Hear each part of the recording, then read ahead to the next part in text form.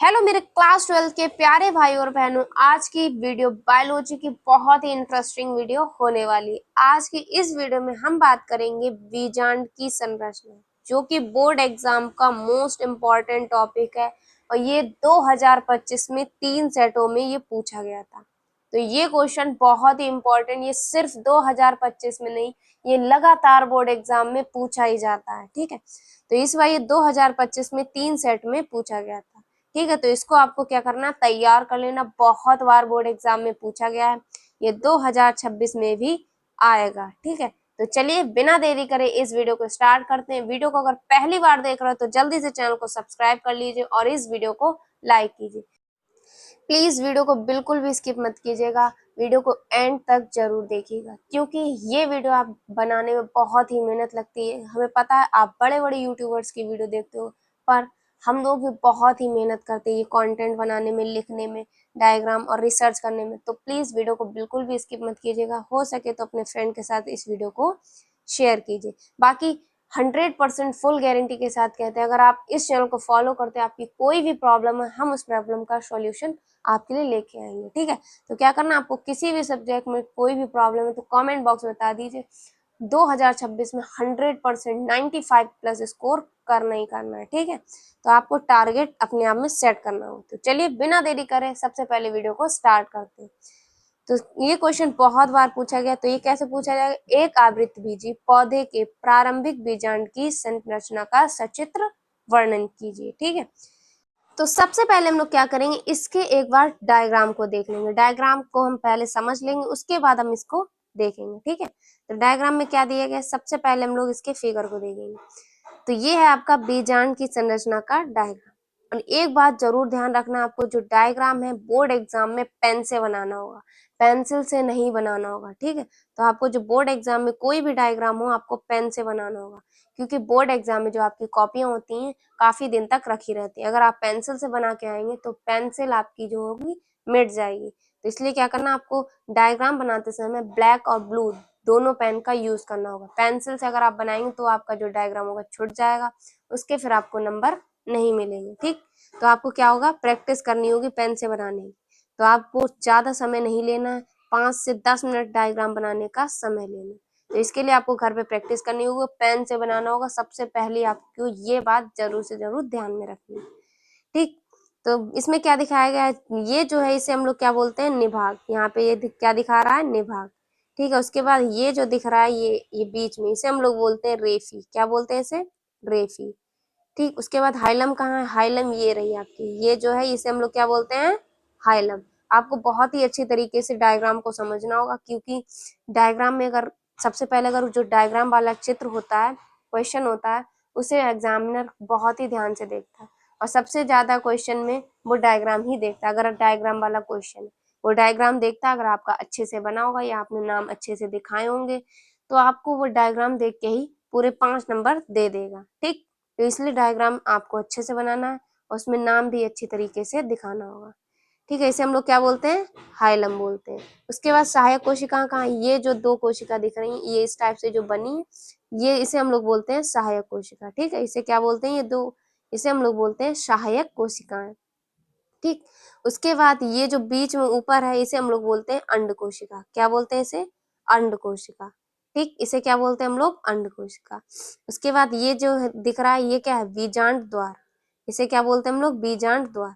ये तो आप आसानी से याद कर लेंगे। उसके बाद इसे हम लोग बोलते हैं बीजांड ब्रंथ। ये जो है इसे हम लोग बोलते हैं बीजांड ब्रंथ। ठीक है, याद रखिएगा, इसे बीजांड ब्रंथ बोलते हैं। उसके बाद भ्रूण कोश किसे बोलते हैं, ये है भ्रूण कोश। इसे क्या बोलते हैं हम लोग, भ्रूण कोश। ये जो दिख रहा है बीच में इसे हम लोग बोलते हैं भ्रूण कोश। बीजांड काय किसे बोलते हैं, बीजांड काय आपका ये है। ठीक, क्या है, ये बीजांड काय है। ठीक, उसके बाद बाह्य अंता कहाँ है, ये है आपका बाह्य अंता। ये जो दिख रहा है इसे हम लोग बोलते हैं बाह्य अंता अध्यावरण। ठीक है, बाह्य अंता अध्यावरण। द्वितीय केंद्रक कहाँ है, तो ये आपका जो बीच में बना हुआ है इसे हम लोग बोलते हैं द्वितीय केंद्रक। और ये ऊपर जो 3 कोशिकाएं बनी है इसे हम लोग बोलते हैं प्रतिध्रुवीय कोशिकाएं। ठीक है, तो ये था आपका डायग्राम। इसके नामकरण को आपको बहुत ही अच्छे से समझाना है, तो इसके लिए क्या करना होगा, आपको प्रैक्टिस करनी होगी। बाकी हमने आपके लिए एक वीडियो भी बना दी जिसमें हमने आपको पूरी बुक के महत्वपूर्ण चित्र डाल दिए। अगर आपने वो वीडियो नहीं देखी है तो लिंक डिस्क्रिप्शन बॉक्स में हमने डाल दिए, जाकर वो वीडियो देख लीजिए। और उसमें जितने भी हमने आपको इम्पोर्टेंट डायग्राम बताए वो बोर्ड एग्जाम में बार बार पूछे जाते हैं। और कुछ चित्र 2025 में 3 सेटों में 2 सेट में रिपीट भी हुए। तो आप अगर उन डायग्राम्स को तैयार कर लेते 100% 2026 में, उसके बाहर कोई भी डायग्राम नहीं पूछा जाएगा। ठीक है, तो इन डायग्राम्स को जाकर देख लीजिए, नोट कर लीजिए और प्रैक्टिस करना स्टार्ट कर दीजिए। आई होप आपको डायग्राम समझ में आ गया होगा। अब हम लोग इसकी समझेंगे थ्योरी। थ्योरी कैसे लिखेंगे, आप बहुत ही आसानी से इसकी थ्योरी भी लिख सकते हैं। ठीक है, जो आपने डायग्राम में समझा बस वही आपको लिख के दिखा देना। ठीक है, तो थ्योरी लिखने से पहले आपको हेडिंग डालनी होगी बीजांड की संरचना। बीजांड की संरचना आपको हेडिंग डालने के बाद फिर लिखना होगा नई लाइन से आपको अपना क्वेश्चन का आंसर। ठीक, तो क्या लिखा हमने, एक प्रारंभिक आवृतबीजी बीजांड लगभग अंडाकार संरचना होती है। ठीक है, तो बीजांड की संरचना का आकार कैसा होता है, इस टाइप से होता है। ठीक, कैसा होता है, इस टाइप से। तो ये कैसी होती है, अंडाकार संरचना होती है। ठीक है, बीजांड द्वार, जो बीजांड द्वार होता है उसे छोड़कर बीजांड प्राय चारों ओर अंतः स्तर और बाह्य स्तर से क्या होती है, घिरी होती है। ठीक, ये देखिए डायग्राम में, ये जो है चारों ओर किससे घिरी हुई, अंतः स्तर और बाह्य स्तर से। बस खाली इसका किस क्या खुला हुआ है, बीजांड द्वार खुला हुआ, बाकी अंतः स्तर और बाह्य स्तर से ये क्या होती है, घिरी होती है। ठीक, तो ये यहाँ पे क्या लिखा, बीजांड द्वार को छोड़कर बीजांड प्राय चारों ओर तथा अंतः तथा बाह्य अध्यावरण से घिरी होती है। कुछ पौधों में अध्यावरण एक परत में बना होता है। ठीक, कुछ पौधों में क्या होता है, जो अध्यावरण होता है एक परत में बना होता है।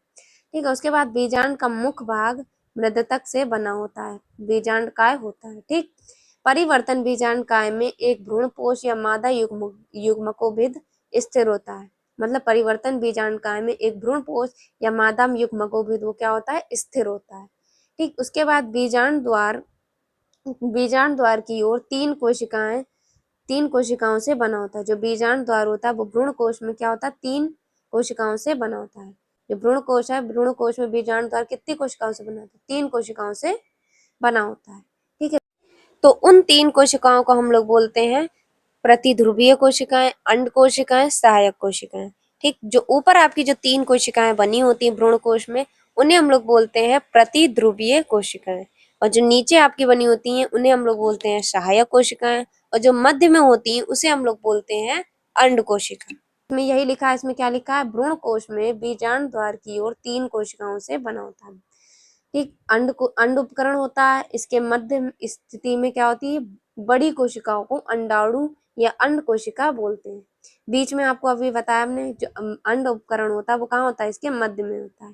ठीक, तो इसके मध्य में स्थित बड़ी कोशिकाओं को हम लोग अंडाणु या अंड कोशिका कहते हैं तथा पार्श्वीय दोनों कोशिकाओं को सहायक कोशिका कहते हैं। अभी हमने आपको बताया ये जो होती है इन्हें सहायक कोशिका कहते हैं, और जो मध्य में होती है इसे हम लोग बोलते हैं अंड कोशिका। ठीक, उसके बाद लिखा है निभाग छोर पर स्थित 3 कोशिकाओं को प्रतिमुख कोशिकाएं कहते हैं। जो निभाग छोर पर स्थित होती हैं कोशिकाएं उन्हें हम लोग प्रतिमुख कोशिकाएं बोलते हैं या प्रतिध्रुवीय कोशिकाएं बोलते हैं।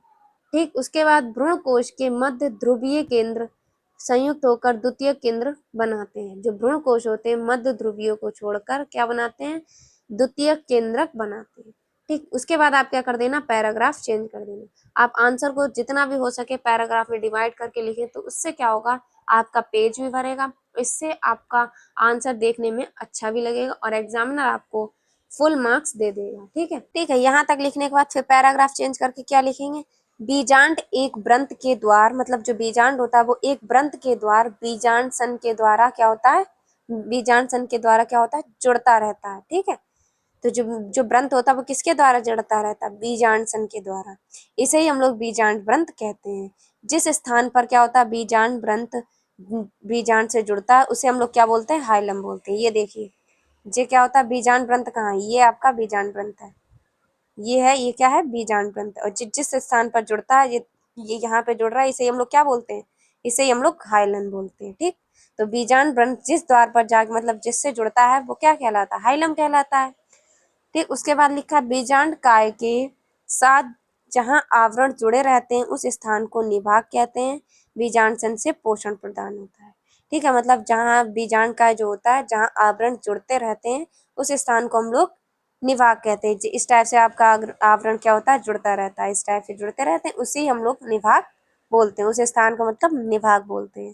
ठीक है, उसके बाद क्या लिखा, बीजांड से हमें क्या होता है, पोषण प्रदान होता है, मतलब बीजांड पोषण प्रदान करता है। ठीक, तो ये था आपका बीजांड की संरचना वाला क्वेश्चन, जो कि बोर्ड एग्जाम में बहुत बार पूछा जाता है, और ये 2025 में 3 सेट में पूछा गया, और ये क्वेश्चन 100% बोर्ड एग्जाम 2026 में भी किसी न किसी सेट में आपको जरूर से जरूर मिलने वाला है। ठीक, तो ये क्वेश्चन आपका बहुत ही इंपॉर्टेंट है, इस क्वेश्चन को आपको तैयार कर लेना है। तो सबसे पहले क्या करना है, आपको थ्योरी लिखना होगा, उसके बाद थ्योरी लिखने के बाद आपको डायग्राम बनाना होगा। डायग्राम बहुत ही साफ सुथरा और अच्छे से बनाना होगा, और पेन से बनाना होगा। ठीक, क्योंकि पेंसिल आपकी मिट जाती। तो जितना भी कोशिश करें आप ब्लैक और ब्लू पेन यूज करें, रेड पेन का यूज नहीं करना, ना अदरवाइज कोई भी पेन का यूज करना है, ना ब्लैक पेन का ना ग्रीन पेन का। कर सकते हो आप स्काई ब्लू पेन यूज कर लीजिए, ठीक है, पर ग्रीन और रेड पेन का यूज नहीं करना है। ब्लैक ब्लू या स्काई ब्लू पेन का यूज कर सकते हैं, बाकी आप पेंसिल कलर का यूज भी कर सकते हैं। तो ये था आपकी बीजांड की संरचना वाला क्वेश्चन, जो कि बोर्ड एग्जाम में बहुत बार पूछा गया। ये क्वेश्चन मोस्ट इम्पॉर्टेंट है बोर्ड एग्जाम 2026 के लिए। तो ये वीडियो आपको कैसी लगी एक बार कमेंट बॉक्स में जरूर से जरूर बताइए, और ये वीडियो अपने फ्रेंड के साथ जरूर से जरूर शेयर कीजिए। मेरी वीडियो कोई भी देख रहा हो, एक भी बच्चे को अगर इससे फायदा हो रहा, मेरे लिए वही बहुत है। तो जो भी बच्चा देख रहा, कमेंट बॉक्स में जरूर से जरूर बताइए कि ये वीडियो आपको कैसी लगी। बाकी आपको अगली इंपॉर्टेंट वीडियो मिलती रहेंगी, तो इसके लिए आपको चैनल को सब्सक्राइब कर लेना और नोटिफिकेशन बेल को ऑन कर लेना। मिलते हैं आपसे एक और अगली इंपॉर्टेंट वीडियो में, तब तक के लिए जय हिंद, जय भारत।